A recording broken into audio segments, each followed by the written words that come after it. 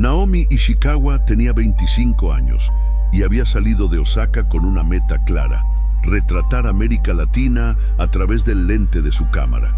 Reservada, amable y muy unida a su familia, hablaba con sus padres casi todos los días.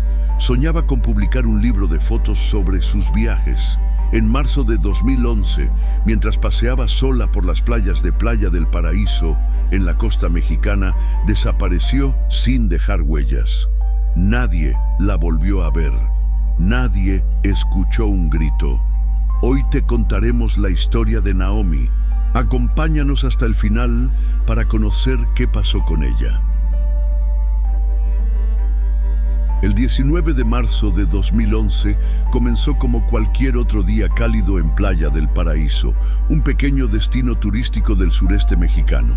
La brisa salada arrastraba los primeros rayos del sol sobre la arena aún húmeda, mientras algunos pescadores empujaban sus lanchas hacia el mar y los vendedores ambulantes abrían sus carritos con jugos, empanadas y sombreros de palma.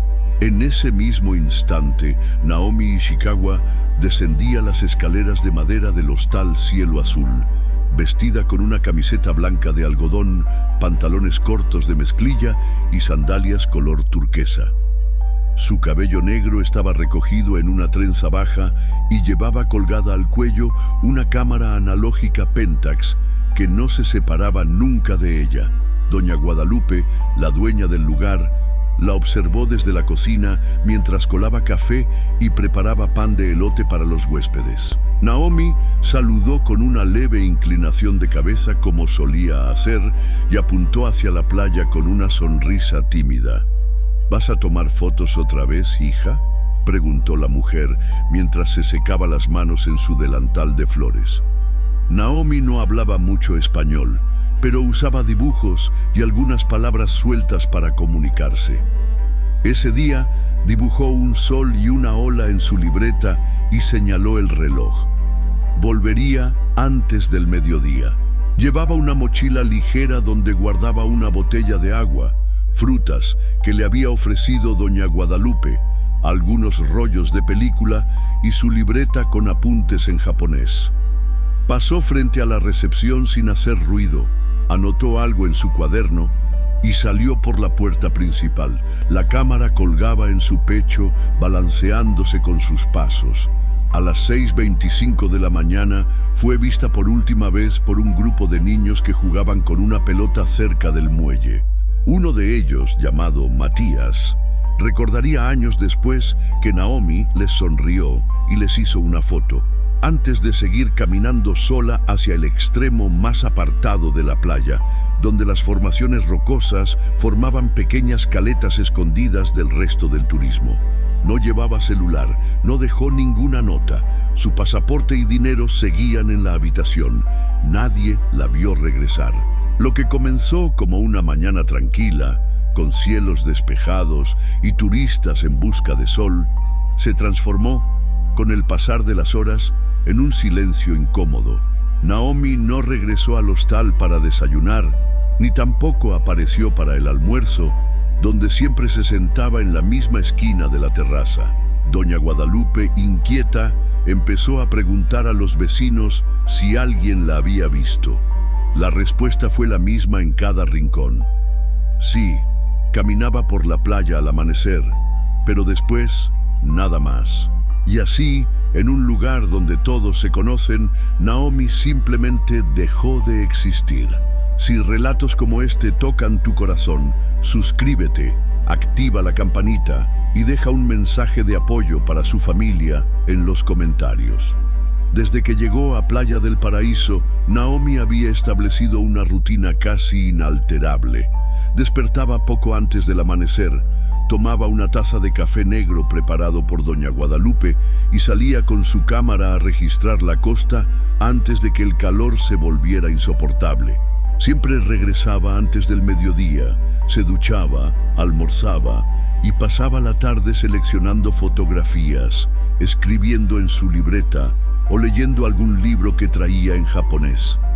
Durante los 7 días que permaneció en el hostal, su comportamiento fue siempre el mismo. Por eso, cuando el reloj marcó la 1 de la tarde y Naomi aún no había regresado, doña Guadalupe comenzó a sentir un peso extraño en el pecho. Al principio pensó que quizás se había distraído con alguna excursión, pero al entrar en la habitación de la joven para dejarle unas toallas limpias, notó que su pasaporte, su billetera con efectivo y su cuaderno seguían exactamente en el mismo sitio. No había señales de que hubiese planeado salir por más tiempo. A las 3 salió caminando hasta el malecón, preguntando a los vendedores si la habían visto pasar. Algunos recordaban haberla visto al amanecer, sola, con la cámara en mano. Nadie la vio volver. Al llegar a la zona rocosa, donde ella solía fotografiar el mar, no encontró ni rastros de huellas. La marea había subido y borrado todo. A las 5 de la tarde, con el sol cayendo detrás de las palmas, doña Guadalupe fue al pequeño módulo de la policía turística, donde atendía el agente Miguel Herrera. Le explicó que una de sus huéspedes había salido en la mañana y no había regresado. Herrera, acostumbrado a ver turistas perder el sentido del tiempo, trató de tranquilizarla. «Espere a que anochezca. A veces se van a Tulum o a los cenotes y regresan tarde. Si no aparece mañana, damos aviso formal». Pero Guadalupe conocía a Naomi. Sabía que jamás se habría ido sin decirlo. Esa noche no pudo dormir. Al día siguiente, Naomi seguía sin dar señales de vida. Su cama estaba intacta, su ropa doblada, y en la mesa aún quedaban las frutas que había comprado el día anterior. Lo más inquietante era que su cámara tampoco estaba. Ella nunca la dejaba atrás.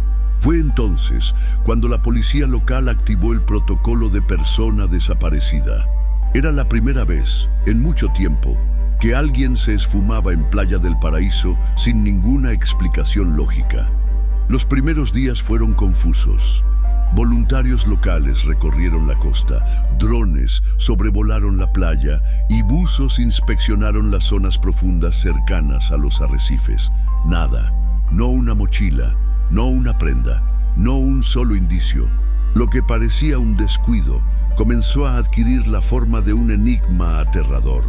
Quédate con nosotros hasta el final para descubrir qué secretos ocultaba aquella playa y qué fue lo que realmente le ocurrió a Naomi Ishikawa. 3 días después de la desaparición, cuando las autoridades ya habían recorrido sin éxito las playas y senderos cercanos, ocurrió un hallazgo que cambiaría el enfoque de la investigación. Un pescador local, don Efraín, encontró algo semienterrado en la arena, justo en un tramo poco transitado cerca de las formaciones rocosas de Punta del Sol, una zona donde las olas golpean fuerte y la visibilidad se pierde rápido. Lo que creyó al principio que era basura era, en realidad, una cámara fotográfica analógica bastante dañada por el salitre y la arena. El pescador, que conocía a Naomi de vista, reconoció el objeto. Dijo haberla visto varias veces con esa misma cámara colgando del cuello. La entregó directamente a la policía, que la envió a un técnico en la capital del estado para intentar rescatar lo que pudiera del rollo que aún permanecía dentro. A pesar de los daños, las imágenes pudieron ser reveladas. Las primeras fotografías eran lo que se esperaba de alguien como Naomi: escenas de la playa al amanecer, reflejos dorados en el agua, niños jugando a lo lejos, formaciones de conchas en la orilla. Pero las últimas 4 imágenes contenían algo perturbador. Desde distintos ángulos se veía la sombra de una figura humana, alta, de complexión robusta, parcialmente oculta detrás de una gran roca. La sombra parecía estática, como si observara sin ser notada. En una de las tomas, incluso parecía acercarse. La policía comparó esas imágenes con la zona donde la cámara fue encontrada. Era el mismo lugar donde los niños dijeron haberla visto por última vez. Ese tramo exacto del litoral no tenía cámaras de seguridad ni presencia constante de guardias. Era un punto ciego entre la playa pública y el inicio del bosque costero. Las autoridades comenzaron a considerar que Naomi no se había perdido ni accidentado, sino que pudo haber sido víctima de un acto deliberado. El rostro del desconocido en las sombras no aparecía con claridad, pero su presencia en las fotos resultaba innegable. Mientras tanto, doña Guadalupe colaboraba con cada detalle. Recordó que Naomi siempre cuidaba su cámara como si fuera parte de ella. Dormía con ella cerca, la limpiaba todos los días. Si la dejó atrás, si terminó abandonada en la arena, algo grave debió haber pasado. Se levantaron nuevos interrogatorios. ¿Quién frecuentaba esa parte de la playa a esa hora? ¿Alguien había notado movimientos extraños? La tensión en Playa del Paraíso crecía. Lo que antes era un rumor comenzó a sentirse como una amenaza real. El caso dejó de ser una búsqueda y se convirtió en una cacería. Si crees que este tipo de historias necesitan ser contadas para que no se repitan, comparte este video con alguien que alguna vez haya viajado solo. Podrías estar protegiendo a alguien sin saberlo. A medida que la noticia del hallazgo de la cámara se esparcía por Playa del Paraíso, la policía comenzó a mirar con más atención a quienes habían tenido contacto frecuente con Naomi durante sus días en la ciudad. El primero en ser entrevistado nuevamente fue Luis Ramírez, recepcionista del hostal donde ella se alojaba. Tenía 27 años, era originario de Tuxtla y trabajaba allí desde hacía 6 meses. Su actitud durante el interrogatorio fue colaborativa, aunque demasiado ensayada. Declaró que Naomi le parecía una chica extraña, distante, pero educada, y aseguró que la mañana de la desaparición no la vio salir, porque él aún no había comenzado su turno. Sin embargo, doña Guadalupe afirmó algo diferente. Según su testimonio, Luis había llegado ese día a las 6 en punto de la mañana, mucho antes de su horario habitual. Dijo que él justificó la llegada anticipada diciendo que tenía que cubrir al recepcionista nocturno, pero no había registro de esa sustitución. Además, algunos huéspedes recordaban haberlo visto salir a caminar temprano por la playa con un café en la mano. El segundo nombre que surgió fue Marina Cortés, una joven guía turística que solía acercarse al hostal para ofrecer tours a los viajeros. Marina contó que había intentado en varias ocasiones convencer a Naomi de unirse a las visitas a los cenotes, pero ella siempre se negaba de manera cortés. Era reservada, se notaba que quería estar sola. Pero los últimos días la noté más inquieta, como si algo la preocupara.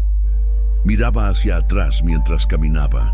Incluso me preguntó si había alguna forma de salir del pueblo sin usar taxis o transporte público. Otra figura clave era Don Mario, el artesano del malecón. Vendía pulseras, cocos fríos y mapas de la región. Naomi solía pasar por su puesto casi a diario, comprando lo mismo: una botella de agua, una manzana y un rollo fotográfico si encontraba. Mario notó que 2 días antes del suceso, ella había comprado un mapa más detallado, de esos que solo los locales utilizaban, y le hizo varias preguntas sobre caminos alternativos hacia el sur. Por último, estaba el doctor Esteban Rojas, un médico jubilado de la Ciudad de México que pasaba largas temporadas en Playa del Paraíso. Era uno de los pocos residentes que hablaba inglés con fluidez y había intentado entablar conversación con Naomi en 2 ocasiones. Había algo en su mirada, tristeza tal vez. Nunca sonreía del todo. Le ofrecía ayuda si necesitaba algo, pero siempre se alejaba agradecida. No quería cercanía. Cada testimonio comenzaba a construir una imagen más compleja de Naomi. No era simplemente una turista curiosa. Había tensión en sus gestos. Algo parecía haber cambiado en su conducta en los últimos días. ¿Quién estaba observando a Naomi? ¿Y qué la hacía sentirse insegura?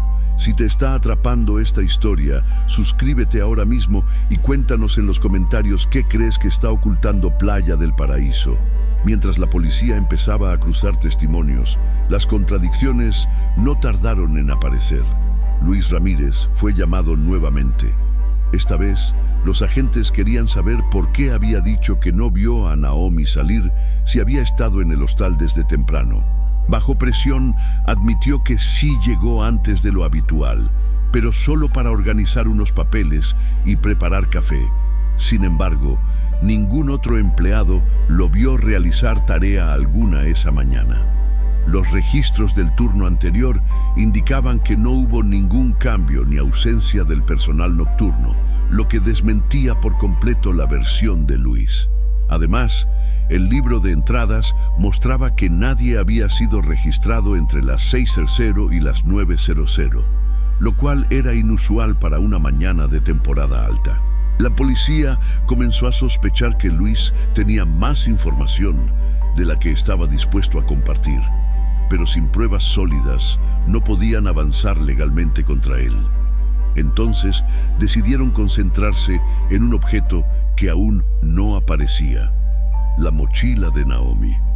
Desde el primer día, doña Guadalupe había recalcado que Naomi jamás salía sin su mochila. Allí llevaba todo lo esencial: una libreta con anotaciones, un pequeño diccionario japonés-español, algo de dinero en efectivo, su pasaporte y al menos 2 rollos fotográficos sin usar. Pero la mochila no fue hallada ni en el hostal ni en los alrededores de la playa, incluso después de varias búsquedas exhaustivas. Marina, la guía turística, aportó un dato inquietante. Recordó que el día anterior al suceso, vio a Naomi caminar por el sendero de piedra que lleva a la zona rocosa, pero esta vez cargaba algo más voluminoso de lo habitual, como si llevara ropa o algo enrollado. Me pareció extraño, porque ella solía andar ligera. Ese mismo día, don Mario también notó algo fuera de lo común. Naomi compró 2 botellas de agua en lugar de una. Cuando le preguntó si esperaba compañía, ella simplemente sonrió y negó con la cabeza. Pero el gesto no le pareció convincente. En paralelo, los investigadores revisaron los movimientos bancarios de Naomi. 2 días antes de su desaparición, había retirado una cantidad superior a lo normal en una sucursal de Banco Paraíso, el equivalente a más de $400 en pesos mexicanos. Naomi era extremadamente cuidadosa con su dinero, anotaba cada gasto en su libreta. ¿Para qué necesitaba esa suma de golpe? La posibilidad de que estuviera planeando irse del pueblo comenzó a cobrar fuerza. Pero si era así, ¿por qué no llevó su pasaporte ni sus documentos? ¿Por qué dejó todo en la habitación? Nada encajaba. Las piezas del rompecabezas empezaban a aparecer, pero la imagen seguía incompleta. Algo se estaba ocultando a plena vista. ¿Tú también sientes que alguien está mintiendo? Entonces comparte este video con alguien que siempre viaja solo. Tal vez esta historia le salve la vida. 6 años después de la desaparición de Naomi Ishikawa, Playa del Paraíso había intentado seguir con su vida. El turismo había vuelto a fluir, las familias retomaron su rutina y los negocios sobrevivieron al recuerdo incómodo de una turista extranjera que simplemente desapareció. Pero no todos lograron continuar como si nada hubiese pasado. Don Mario, el artesano que cada mañana vendía cocos y recuerdos junto al malecón, llevaba tiempo cargando un peso invisible. A comienzos de 2017, tras ser diagnosticado con una enfermedad pulmonar avanzada, decidió romper el silencio. Su hija, Clara, fue quien contactó discretamente al nuevo jefe de policía del pueblo, el teniente Fernando Ordóñez. Dijo que su padre quería hablar antes de morir, pero que no podía hacerlo en público. Cuando el teniente Ordóñez llegó a la casa de don Mario, lo encontró en cama, con oxígeno asistido y un cuaderno abierto sobre las piernas. A pesar de su fragilidad, sus ojos estaban firmes. Sin rodeos, pidió que se apagara el teléfono, que no se grabara nada. Le contaré lo que vi, pero no quiero cámaras, solo que se sepa la verdad. Don Mario explicó que la mañana del 19 de marzo de 2011 había salido mucho más temprano que de costumbre. Quería recoger conchas frescas para usar en sus artesanías. Caminó hacia las piedras al norte de la playa y desde lejos vio a Naomi. Estaba discutiendo con un hombre. No escuchaba lo que decían, pero el lenguaje corporal lo decía todo. Ella intentaba alejarse, él la sujetaba por el brazo. Vi miedo en su cuerpo, dijo. Ella miraba hacia todos lados, buscando ayuda, y yo no hice nada. Don Mario se detuvo por un momento, respiraba con dificultad. Su hija, en silencio, le tomaba la mano. Me escondí detrás de una roca, no sabía qué hacer. Pensé que era un problema de pareja, pensé que no debía meterme. Según su relato, el hombre arrastró a Naomi por un pequeño sendero hacia la zona boscosa que conecta con los cerros. Don Mario esperó más de una hora escondido, paralizado. Cuando el sujeto regresó, ya no estaba con ella.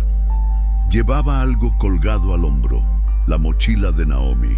Sus ropas estaban sucias, con tierra en las mangas y la espalda.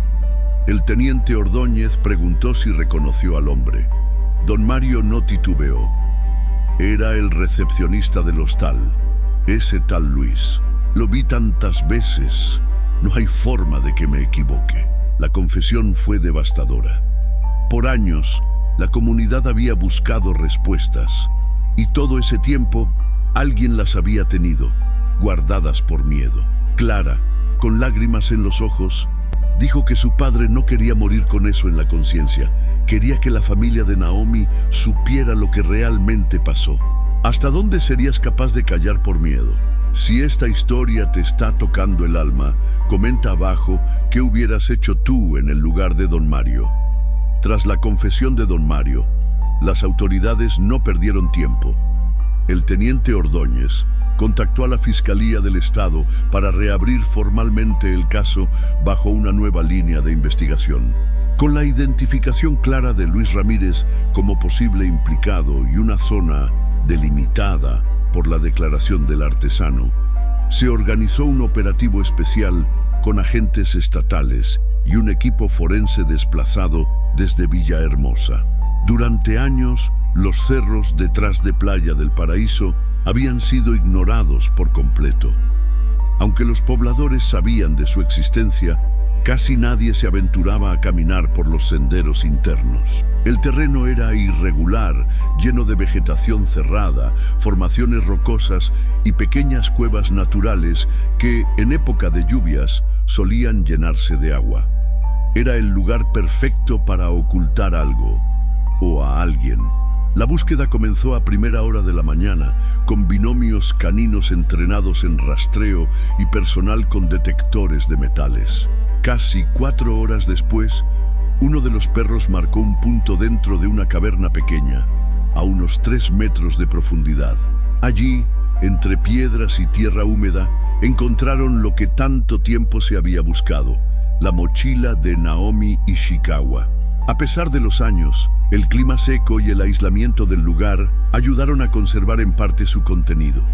Dentro había un pequeño monedero con yenes y pesos mexicanos, un cuaderno con anotaciones en japonés, una guía turística doblada y 2 rollos fotográficos aún sin revelar.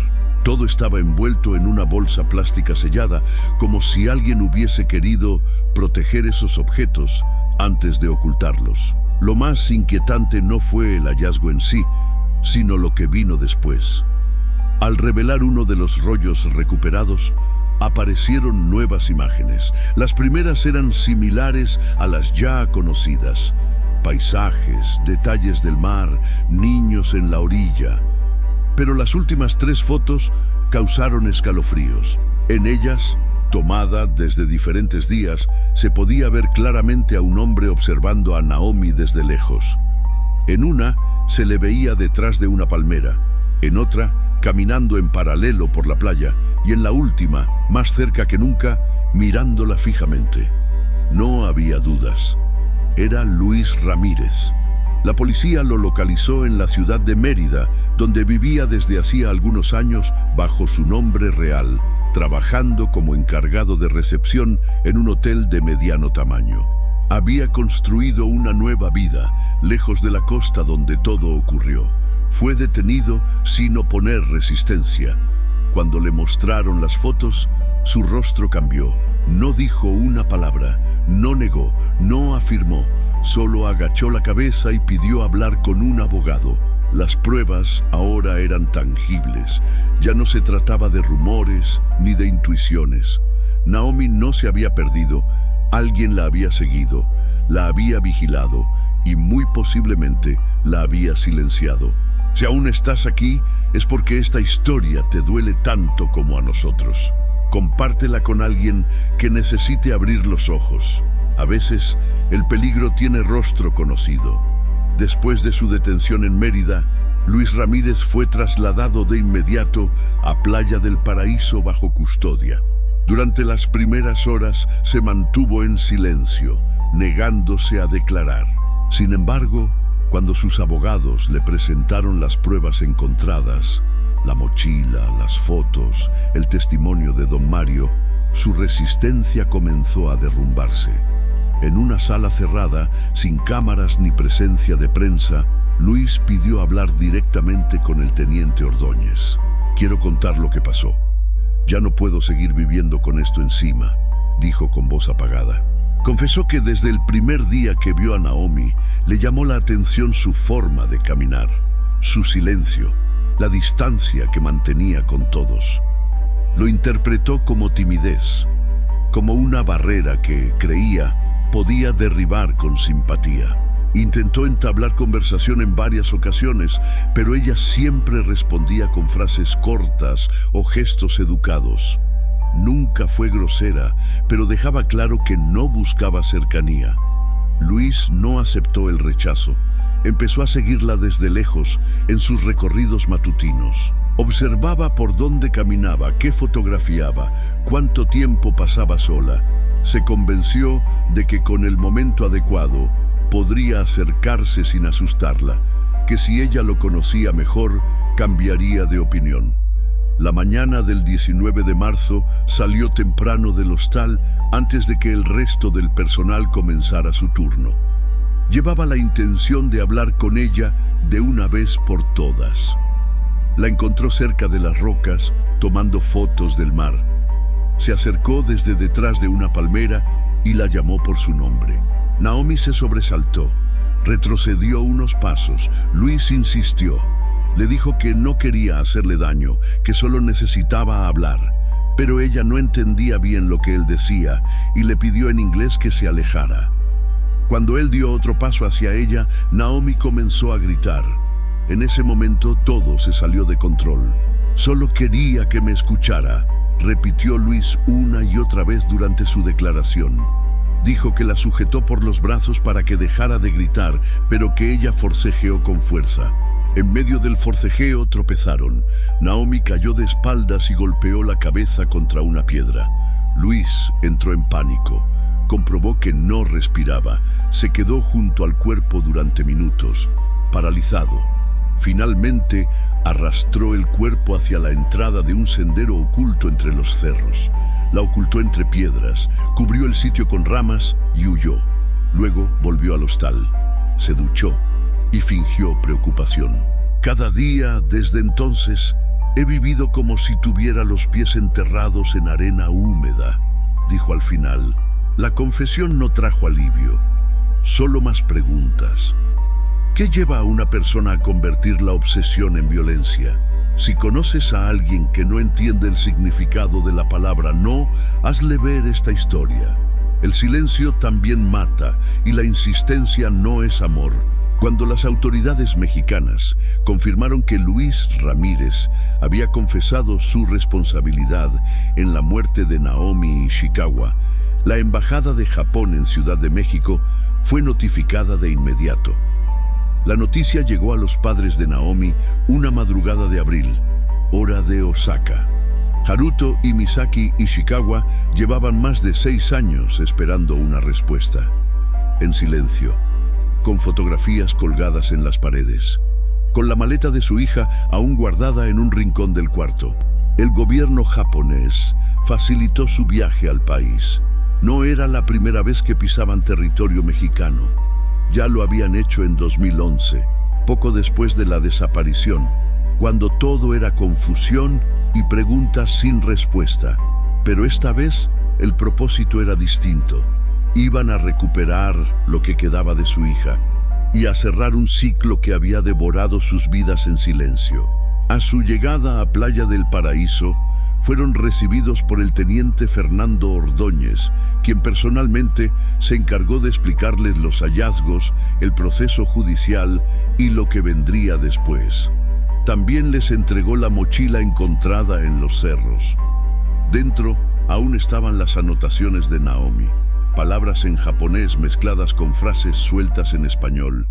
Luz cálida, rostros tranquilos, olores nuevos. Cada página era un retrato íntimo de su experiencia en el país. La identificación del cuerpo, aunque dolorosa, fue posible gracias a muestras de ADN y objetos personales que la familia había entregado en su primera visita. Los restos fueron liberados para su repatriación en una urna discreta, sencilla, como lo era Naomi.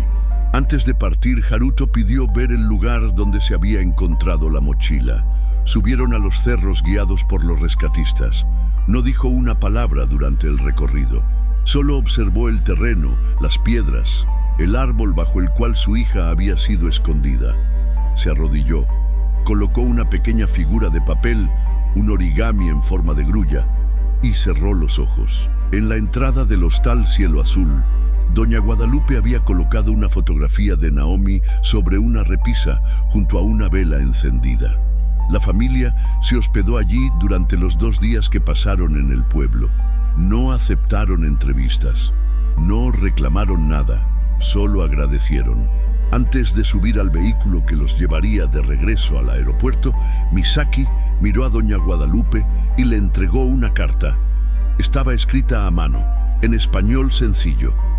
Gracias por cuidar de nuestra hija en sus últimos días. Ella estaba feliz aquí. En sus fotos vimos luz, no oscuridad. El hostal mantiene, hasta hoy, esa fotografía junto a la vela. Algunos turistas se detienen a mirar, otros preguntan. Y todos los años, el 19 de marzo, una flor blanca aparece allí, sin que nadie sepa quién la deja. Si llegaste hasta aquí, te agradecemos por sentir esta historia con el corazón.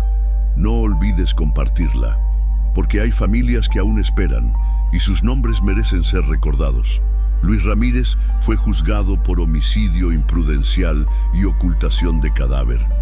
Durante el proceso, sus abogados intentaron reducir su responsabilidad, alegando que no hubo intención de matar. Pero los jueces no ignoraron los años de silencio, el intento deliberado de esconder el cuerpo, ni el impacto emocional causado a la familia de Naomi. La sentencia fue clara: 18 años de prisión sin beneficio de libertad anticipada. En Playa del Paraíso, la noticia se recibió con una mezcla de alivio y vergüenza. Muchos sentían que se había hecho justicia, pero también había una sombra persistente de remordimiento. Durante años se ignoraron señales, se callaron dudas, y se permitió que alguien caminara impune por las mismas calles donde una vida había sido arrancada en silencio. A raíz del caso, las autoridades municipales implementaron nuevas medidas de protección para los viajeros. Se creó una unidad especializada en atención a turistas. Se instalaron cámaras de seguridad en los tramos más aislados de la playa y se capacitó al personal de hospedaje en protocolos de denuncia temprana. Además, se estableció un registro obligatorio para trabajadores temporales en hoteles y hostales. Doña Guadalupe, aunque nunca volvió a hablar públicamente del caso, mantuvo la habitación donde Naomi había dormido tal como estaba. No la alquiló más. Conservó la colcha doblada, la taza de café preferida de la joven y un cuaderno en blanco donde, de vez en cuando, huéspedes dejaban mensajes anónimos en diferentes idiomas. Algunos escribían "lo siento", otros simplemente dejaban flores. En 2018, el ayuntamiento local inauguró un pequeño memorial junto al malecón. Una placa de piedra con el nombre de Naomi Ishikawa grabado, junto a una frase sencilla: que tu luz siga viajando. Desde entonces, muchos viajeros solitarios dejan allí piedras, notas, cartas. No hay ceremonia oficial, solo gestos silenciosos de respeto. A pesar de la distancia, la historia de Naomi también generó reflexión en Japón. Medios nacionales cubrieron el juicio y en su antigua universidad se organizó una exposición con las últimas fotos recuperadas. Algunas imágenes mostraban detalles cotidianos: niños comiendo mangos, perros dormidos en la arena, ancianas vendiendo pulseras. Eran fragmentos de belleza en medio de la rutina, captados por alguien que miraba con respeto y curiosidad. Hoy, años después, el nombre de Naomi vive en las calles del pueblo, no como una sombra, sino como una advertencia. Una memoria que exige empatía, que recuerda que viajar sola no debería ser un riesgo y que cada no debe ser escuchado sin demora. Porque la historia de Naomi no es solo suya, es de todos los que alguna vez se sintieron observados, de los que confiaron en alguien que sonreía demasiado y de los que, como ella, buscaron luz y encontraron oscuridad. Si esta historia te tocó, escribe de dónde nos estás escuchando, suscríbete al canal y activa la campanita. Y sobre todo, no dejes que el silencio sea más fuerte que la verdad.